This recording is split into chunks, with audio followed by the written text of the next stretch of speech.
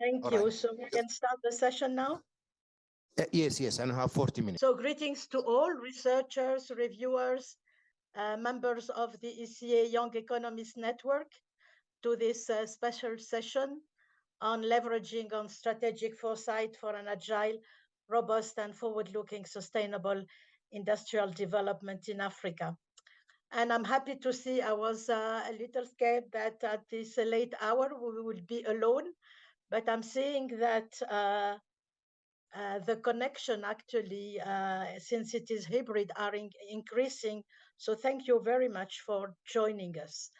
And I would like to thank, of course, our speakers and to apologize that for reasons beyond my will, I was not able to join you physically. Ladies and gentlemen, most of our discussion today, and certainly tomorrow and after tomorrow, are based on what we know. And what we know is today's situation. It is critical to acknowledge that there are several, not to say many elements, that are not fully known or can hardly be anticipated, not to say fully mastered. I will not dwell on the difficulty to produce, access, and utilize timely, accurate, and meaningful data. This is a recurrent issue. And indeed, we are in a global landscape that evolves very rapidly. It is marked by megatrends in geopolitics, technology, health, security, environment, and climate change. And this makes Africa stand at the nexus of unprecedented challenges and, more importantly, tremendous opportunities. The disruptive forces of digital transformation and climate change are reshaping the continent's development trajectory. This is a large part of what I call the unknown. And this is calling for a strategic and forward-thinking approach to planning for the future. Yesterday, in a pre-event to this conference, we have celebrated 60 years of IDEP, the African Institute for Economic Development and Planning, 60 years of IDEP operation, with a reflection on the renewal of development planning. And we were asked to learn from 60 years of practice in Africa and shaping the future of planning. And this special event on today's event, it will look at the future from the perspective of the theme of the conference, industrial development. We have designed it as a first reflection by ECA towards the preparation of the United Nations Summit of the Future to be held in September 2024. The summit aims to forge a new global consensus on what our future should look like and what we can do today to secure it. And today's special event will focus and respond to few key questions. What do African countries need to do to align their policies with long-term sustainability goals, making strategic investments and enacting regulatory framework that promote environmentally responsible and socially inclusive industrialization? And we have seen through the research paper how relevant this is. What are the key drivers of change? Because we are here in a transformation approach. What are the key drivers of change in the workforce landscape, as we are cognizant of the fact that many tomorrow's jobs do not exist today? And more importantly for us as a trainer, how can reskilling and upskilling initiatives effectively prepare individuals, governments, institutions, and industries for these changes? As the MC has said, we have a first presentation by Professor Atrogena from University of Johannesburg, and it will be followed by 3 reactions and intervention by Minister Ibrahim Assal, Dr. Thomas Muntali, and Dr. Hawa Ibrahim. So without further ado, I'll give the floor to Dr. Atrogena, who will be making a presentation on transformative industrialization for Africa role of strategic foresight and development planning. Fiona, you have the floor, please. Thank you, Madam Director, and greetings to esteemed fellow panelists and to the audience. Apologies that I'm not with you in person in Addis, but I'm honored by the invitation to present this evening. I'll be sharing. Can the host please enable my screen sharing?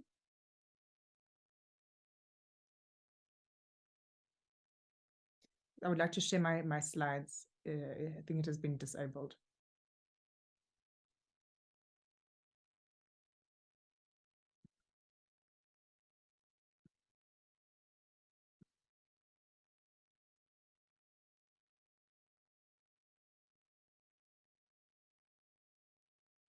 I'm just pausing for the host to enable. Okay, thank you.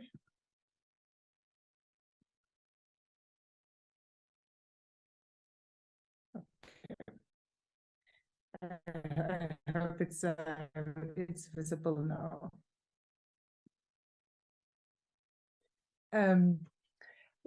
So I'll be presenting this evening on transformative industrialization for Africa, which I will refer to as TIFA, and the links with strategic foresight and development planning. Just very briefly, and I'm going to move through the slides quite fast. I won't cover all of the details because I think just in terms of the context, some of the current challenges facing African countries in terms of industrialization. I think some of these have been covered in the course of the conference. So it's weaknesses in Professor, yes, I may interrupt you. May move the slides rapidly, but don't speak rapidly because we have interpretation and the interpreters need to follow you. Thank you. Thank you, and please feel free to interrupt me if I'm speaking too fast. So I will speak a little bit slower and just cover less of the content. I think it's on the screen. So in terms of some of the current challenges, I think many of these have been covered in the course of the conference. Some of these are internal to African countries. Some are external. Some of them relate to the production structure in African countries in terms of productive capabilities, where to find the competitive niche, and so on.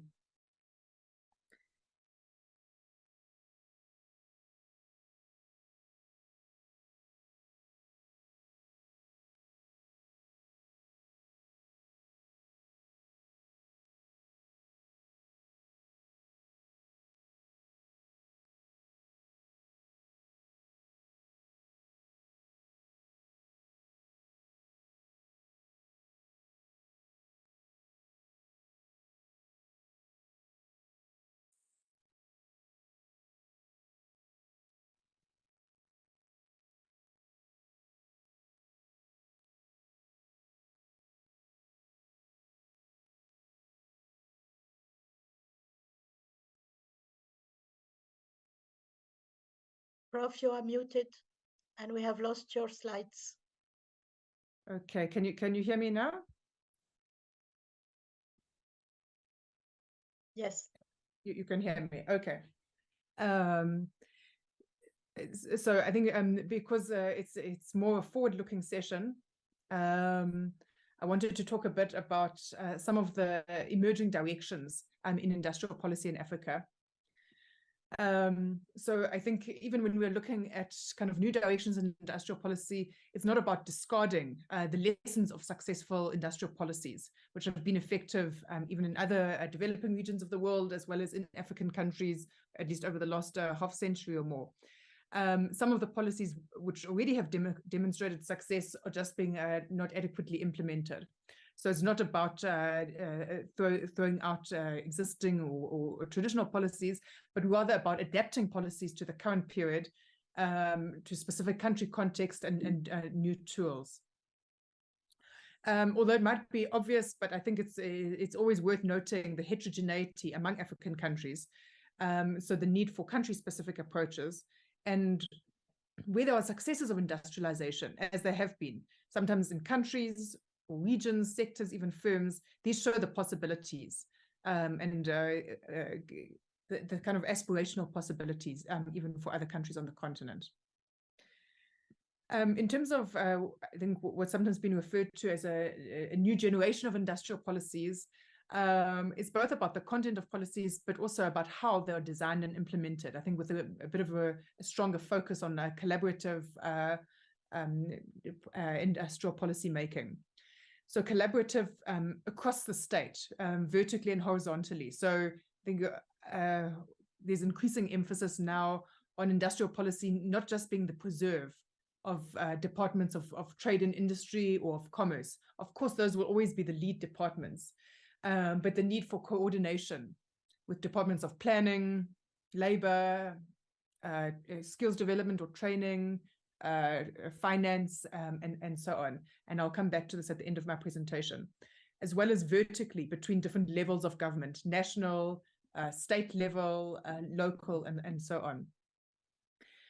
I think there's also increasing emphasis on tailoring industrial policy for different types of firms. So traditionally, I think industrial policy has a sectoral focus, which still remains relevant, but there's also a need for nuancing and tailoring industrial policy beyond sectors. I think there's also growing emphasis on a more articulated industrial policy with the private sector. So information exchange, collaboration, co-creation of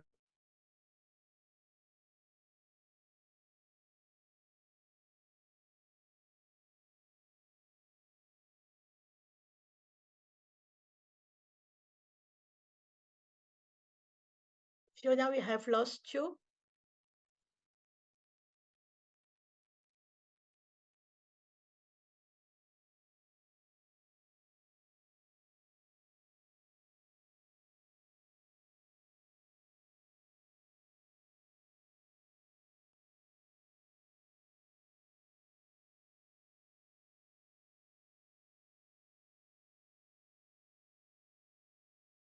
Fiona, are you with us?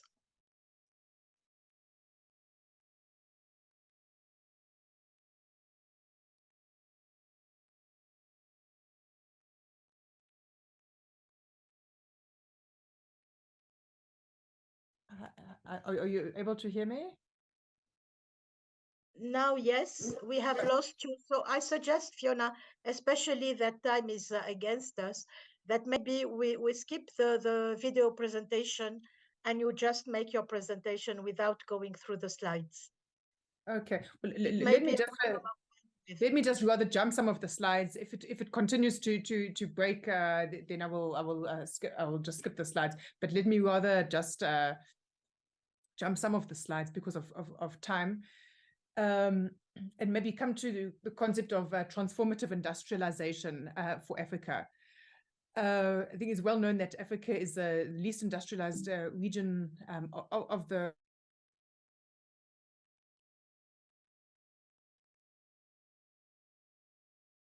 over a long period of time, a number of decades, there's been a failure to seriously industrialize. And in some cases, we find countries beginning to deindustrialize before even substantially industrializing, what I've called a pre-industrial deindustrialization. So it's had both economic and broader social and political consequences, including negative effects on economic growth, a lack of diversification,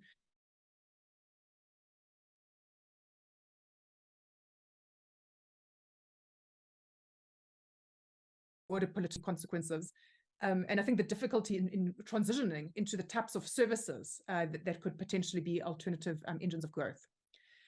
I think the concept of transformative industrialization also highlights that industrialization is not just about growth. It's much broader. It's about the transformative effects on economic structure and on broader societies. So even when we talk about the first, second, third, fourth, and so on industrial revolutions, what makes them revolutionary is not just... Sorry, participants. Yes, Karima? Karima, can you hear me? Yes, Yes, I'm speaking. Yes, her connection is patchy. Yes. It got disconnected. I think you can move. Yeah. Yes. You can just move with the others. Yeah. And then Yeah, until she comes back. Yeah.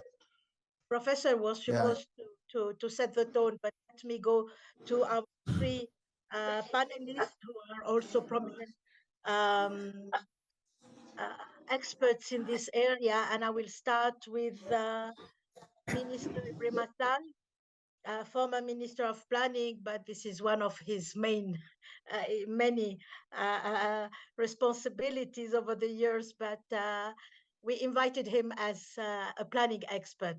Minister, you have the floor, please. Allô? Oui, bonjour. C'est avec plaisir que je vais donc intervenir.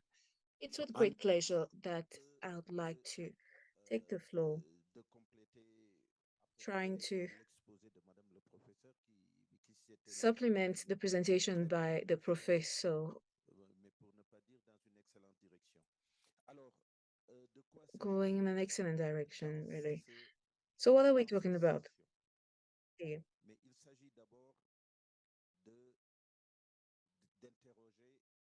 First, we are challenging a strategic vision, the industrial development strategy, and we focus on the various aspects of the strategic vision because ultimately we are to develop industrialization policies and strategies. The vision ought to lead to quality industrialization. This is what I can say quickly. What do we understand by quality industrialization? Apparently, the text under examination or consideration provides a number of criteria. These are industrialization policy criteria. We need to be flexible. We need to be agile. We need a high impact industrialization that is robust industrialization. We need a sustainable industrialization because even in the prof's introduction, it was clear that there are some industrialization and deindustrialization processes. So we need to keep this trend going and ensure that the industrialization has started be sustainable. Quickly, I think there are a number of points that must be taken note of. We know today how to carry out or implement an industrial policy. The first thing we know is that there is no industrial policy. We cannot be selective. Otherwise, we will just be sprinkling and there will be no real impact. You'll just be wasting your capital. And so you must be selective in many ways. First, in terms of direct foreign investment, how do you pool capitals? Secondly, national champions, how do you build a national, regional, even continental industry with major stakeholders that can compete on the global market, dealing first of all with sub-regional challenges on which we can have interesting conversations. But what matters most here is to see if if we're looking at selectivity, to look at information. It is up to the observatories to inform the states so they understand that industrial policies are not made at the level of ministries, but at the level of on the ground rather. So the engagement of the state in the industrialization process is critical. In other words, the states and the general public must intervene regularly, paying key attention to the industrial sector so that there be the support for a national etc. So the selectivity criteria is critical in my opinion. The second thing that seems quite important is, of course, what we refer to as the verticality or the vertical nature of industrial policies. What does that mean? It means that African countries going forward will focus on the processing of their raw materials. Thus, when talking about mineral exports, we need to process the gold of phosphate into phosphate acids. So you have policies to process in local resources. This may touch on gas, oil, agricultural products that need to be processed locally. This is the vertical integration, and this will enable, in order to,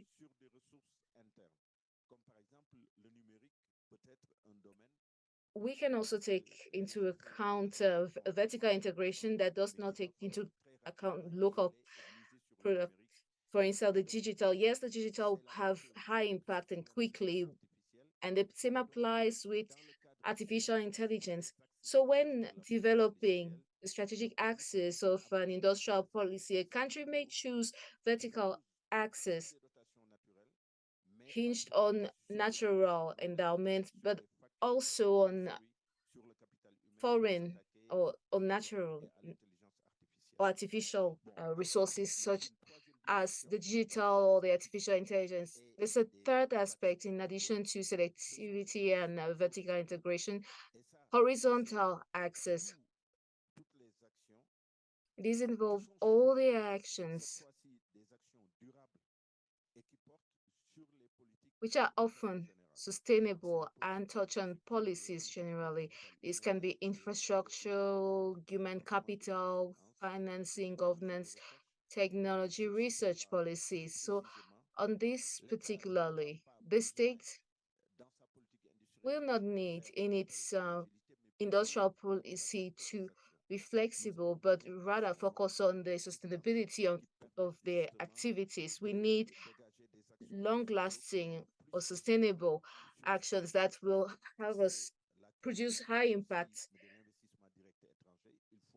This is the same with foreign direct investment. We need to attract investors, reassure investors, and while attracting foreign investors, we need to establish industrial ecosystems, as I presented, in order to create a framework for learning and development of local enterprises in relation to foreign direct investment. So I am here highlighting three dimensions. First, selectivity that requires monitoring and agility or flexibility. Secondly, the vertical integration that requires significant and sustainable actions or measures. And thirdly, horizontal actions that require, again, sustainability. When you take into account those three, that is horizontal, vertical, and selectivity, you get to the issue of implementation. She referred to it earlier in a this is critical because you can have policies that are well developed but poorly implemented. And this brings us to the issue of monitoring and evaluation. This is extremely important. I come from a country that is Senegal, where we have developed an excellent industrial strategy, but where the implementation remains challenging. Why? Because you cannot have industrial policy decisions that will be adopted by presidential council and by a president. That's impossible. You need to be flexible. You need action. You need more engagements and the decision-making process that is the root of the industry. And as the professor highlighted, require a decision-making that is swift, surveillance, niches, opportunities, inputs, among others, all require an on-point information system and quick decision making. And such decisions cannot be taken when you have cumbersome decision-making processes. This is in a nutshell what I want to state. And I always close on time. I always end on time, madam. So this is what I wanted to add with regards to this matter. Thank you very much. Thank you very much for your presentation and your input. You clearly identified the keywords.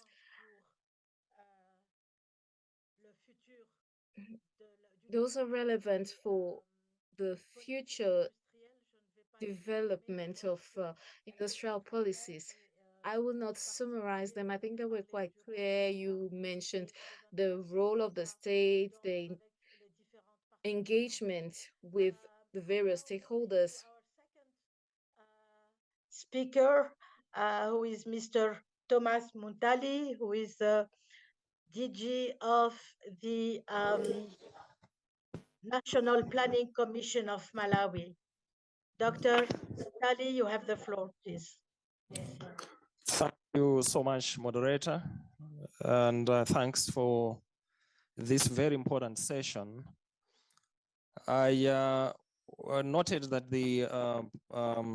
I think the prof, unfortunately, she had to be cut off, but I think she was sharing very important insights around the topic of the day. And I managed to pick quite a few of them. And so I will not repeat what she has said, but I also want to draw on what the former minister has ably highlighted to mention that if we're talking about the strategic foresighting, we are looking at the future with agility, in making sure accelerating industrialization of the continent. Then we need to put into context what the Prof. Fiona had earlier indicated. And that is to say that there was a period when most African countries had initiated industrialization, most of it around import substitution. But with time, we've seen that there's been premature deindustrialization. And therefore, one asks the question, how do we come back to industrialize? Because industrialization is key for the continent's development agenda. We cannot talk of a prosperous and peaceful continent that is a formidable force in the international arena, driven by its own people, as in the Africa we want, if we are not fully industrialized. And I would just want to draw a few lessons coming from my own country, Malawi. First is to say that if you're looking at foresighting in terms of the future, one of the key elements that we've done is to revise the industrialization policy that we have. And in it, we're trying to build elements that are forward-looking. And a few of the things include making sure that the economic infrastructure that the country is putting together, we're talking of energy, transport networks, are really climate resilient. Because oftentimes we've seen, especially in Malawi, that the intensity of climate change impacts like cyclones, floods, is coming more frequently and with the higher magnitudes. And therefore, it's been destroying economic infrastructure, and that takes our industrialization agenda backwards because the road networks, the rail networks, the power gets off the grid and so on. So moving forward, our industrialization policy is emphasizing climate resilient infrastructure moving forward. And second is to talk about appreciating that we cannot talk about a future industrialization that is competitive in the globe if we don't embrace technology. And so we have made a strong case to go more into digitalization and ICT in our industrialization agenda, because we do recognize that that is the future. You don't go in that space at your own peril. So as a continent, this is something that we really need to focus a lot more. My last but one point is to say, which is also interlinked, is if you look at the stagnation, primarily we would want the private sector to take the space and industrialize. But you'd still find that even if you put incentives in place as a package, there sometimes happens market failures. The private sector still doesn't come in and invest, and therefore the state needs to take a very active role. We are promoting under our new vision, the Malawi 2063, a developmental state philosophy, where we're saying the state needs to recognize market failures in the strategic areas like industrialization and move in strongly to catalyze investments in there. So we've just created the Malawi Development Corporation, which will be working in strong alliance with the private sector to make sure that we catalyze investments towards industrializing the nation. And I think that is one way of accelerating the industrialization agenda, because there's also need sometimes for de-risking the environment. And lastly, moderator, is about experimentation. I think we should never shy away, just as the prof and the minister mentioned, we are different setups. African countries are different from each other. And so we should recognize that sometimes it has to take experimentation. The industrialization model that Malawi would take may be different from what Mauritania would have, different from Gambia and the others. So we should be learning nations. Do your industrialization model, learn. If it works, proceed with it. If it doesn't, then start afresh. We should always try and fail, but never fail to try. Thank you so much for your attention. Thank you. Thank you very much, Dr. Muntali, for your intervention and for the ideas you have shared with us. The importance of learning from past experiences, building an environment that is conducive, and in particular, in the case of your country and certainly your sub-region and other countries in the continent, taking into account the climate dimension, making a broad use of technology. And an idea that you share with our minister is with the role of the state in building or increasing the attractivity of the country by working on the trust, the de-risking, and finding new channels of communication and attraction of the private sector. And this is music to our ears as IDEP, learning, continuous learning, learning from experiences, learning from failures, and building something more innovative based on those lessons. It is now thank you again, DG. It is now my pleasure to give the floor to Dr. Hawa Ibrahim from the Nasarawa State University, Nigeria. Doctor, you have the floor. Okay, thank you very much, Karima, if I get the name right. Well seated, everyone. It's been a long day. And one of the reasons why we are here is because Africa stands at the crossroad of opportunity and challenges. But before I forget quickly, I want to take it up from the last point he made regards implementation of policies. We do not want to learn on the field. Yes, while it's important, or while we know that there are no perfect policies, effective implementation is a function of research work. Policies that are embedded or neck deep or rooted in research outcome stand the test of time. My point here is the role of research and development in formulating policies helps us to ensure inclusiveness in ensuring everybody is carried along, the youths, the women, and even the policymakers themselves are all carried along. So it is important for institutions and states to understand that investment in research and development is a key component in formulating effective policies that will stand the test of time. While we know that, yes, Africa has a lot of challenges and at the same time opportunities, it is always a good news to talk about those opportunities in discussing the strategic foresight. One very important opportunity that I see, it's the demographic of population, the growing population, especially the young population that we have. We all know the statistics that by 2030, we'll have about 600 million young people in the workforce. So what are the policies we have in ground that ensures that we have a deliberate investment, or each country in Africa invest deliberately in terms of technology. What is the future of technology? And how do we incorporate this technology in learning? This workforce that is about 600 million by 2030, what are they learning currently that will ensure that if we get industrialized, they are prepared to fit into the jobs that are being created?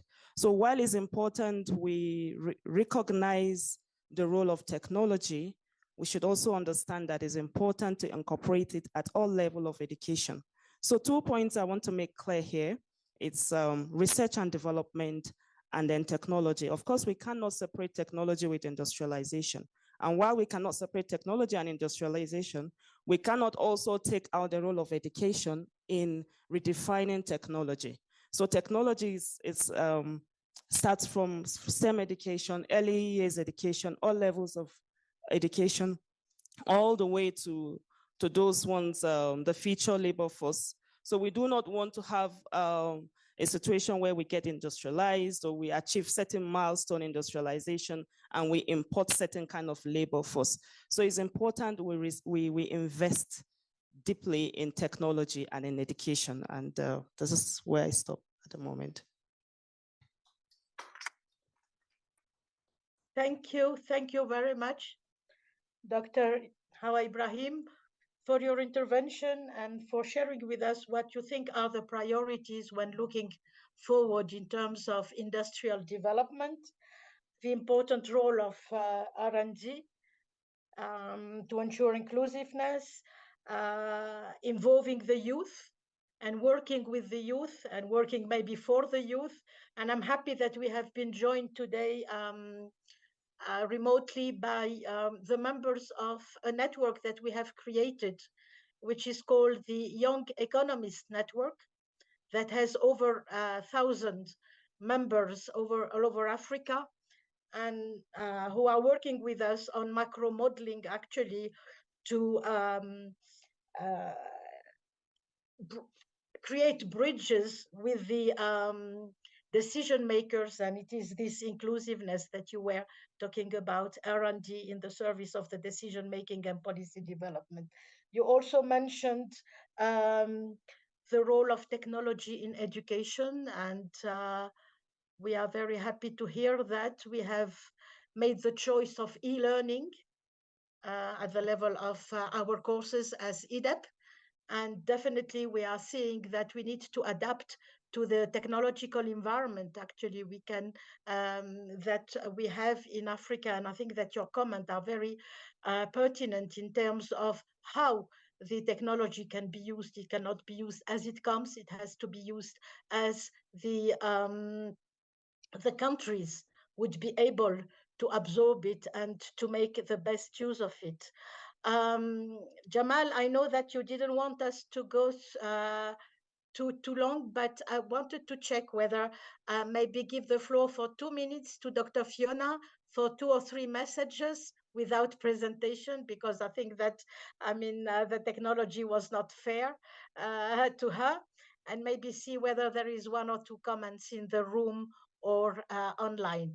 But just 2 minutes to Dr. Tregena, please. Okay. Thank you for the opportunity. I'm not going to share screen, but perhaps if you can enable my video at least, because I think it could be better for the audience.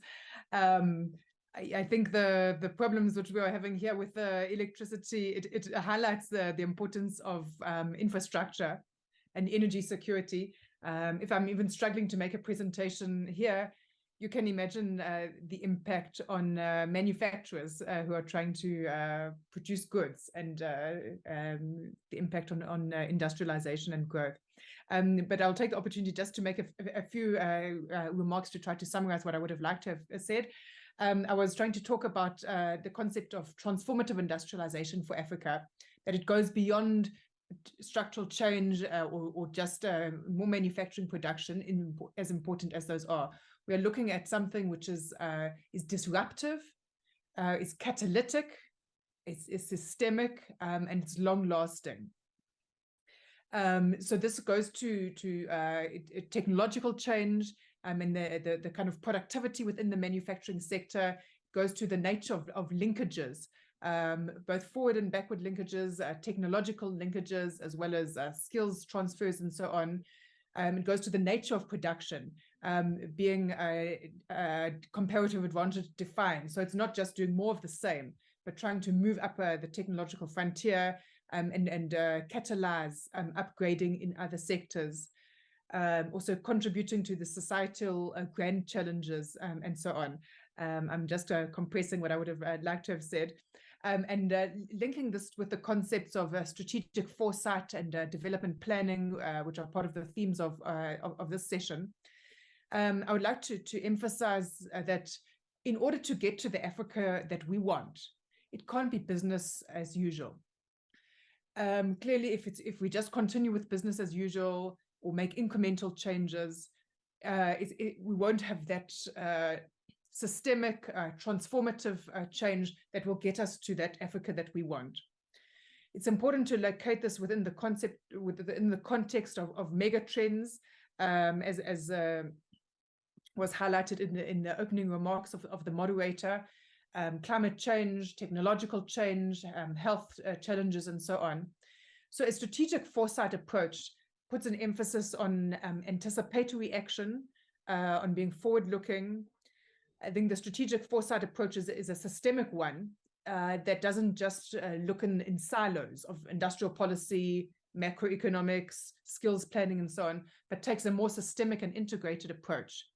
The strategic foresight paradigm also emphasizes mitigating risks and capitalizing opportunities, on making investments with long-term yields. So that the time horizon needs to be a bit longer. And this, of course, has a political economy dimension as well. We're not only looking at interventions that will yield results this year or next year, but some of them might take 5 or 10 years. And that speaks to a political economy that enables those kinds of long-term investments. I think part of strategic foresight is also having that long-range horizon with not being cast in stone. So being able to adapt to changing conditions. And of course, strategic foresight needs to be actualized in development plans.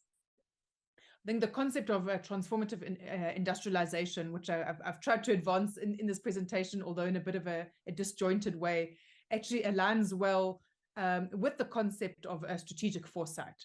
Because it's about going beyond just immediate targets. Okay, this is what we should do for the clothing sector. This is what we should do in terms of agro-processing or whatever. But having that broader systemic transformative approach, which is an ambitious one. My last comment, because I'm sure the moderator would like to move to questions and comments from the audience, is from a planning perspective to underscore the importance of coordination between industrial policy and various other policy domains. I think we have too much operated policy in silos.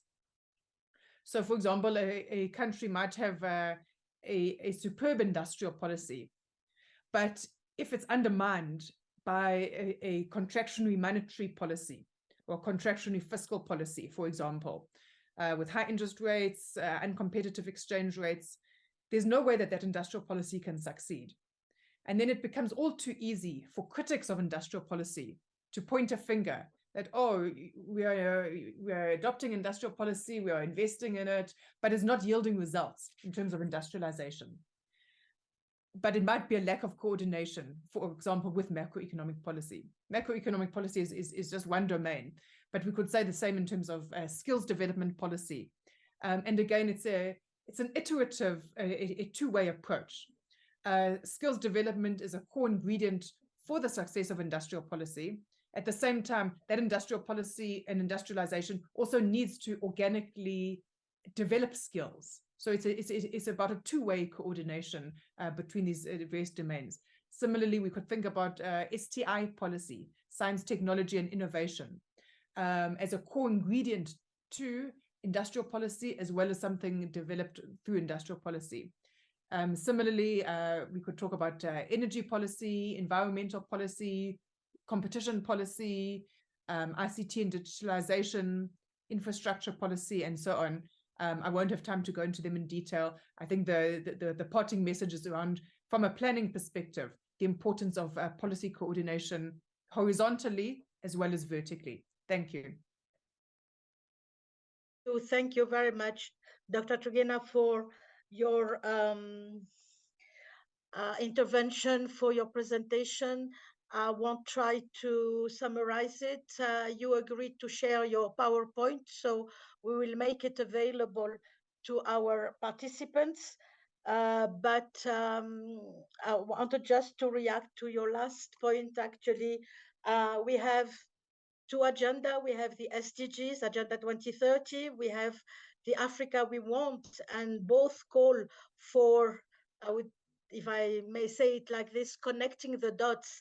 And it is maybe what our public policies were not very successful at, trying to have all the public policies linked in a coherent vision and plan. And I think that through the courses we are developing now regarding foresight and prospective studies, we want to bring that dimension to make sure that you can't actually look at the longer term without the interaction between the various sectors and the policy that underlie them, and the execution plan, implementation plan that will make them successful. So I think that this is a very important message, and a message that has come with the SDG. Some progress has been made, but not fully, and we need to further strengthen it when looking forward, like, for example, the 10 and what remains for Agenda 2063. The organizers are telling me that we do not have time for questions, which is very frustrating, especially for all those who remained with us up to this very late hour. But just wanted to say that, as I said in my introductory remark, this is one discussion about foresight for Africa's development as part of our preparatory journey for the Summit of the Future. But not only the Summit of the Future, again, it will be one episode, but we will continue, because we are convinced that foresight and prospective studies are an important element of our training regarding development planning. But I wanted to really thank all the speakers. I think that what they have shared with us were brilliant ideas, and we will build on this in as a result of this session, but also as also an input to other activities that are planned. Thank you very much. Merci à tous de votre présence et de votre participation. Je suis navrée que l'on doive Thank you. la réunion. No, I'm speaking French, so let me just say one word, at least for our French speakers. Donc, je voulais vous remercier. So I would like to thank you for your patience and for your participation. And I'd like to say that we will have other meetings to continue discussion. Over to you. Thank you very much, Karima. And thank you very much, Karima.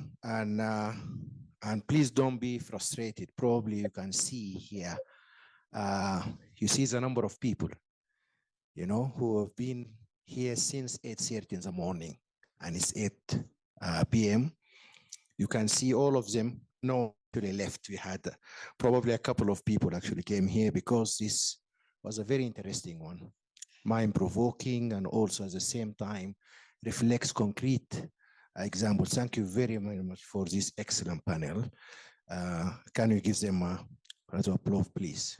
Thank you.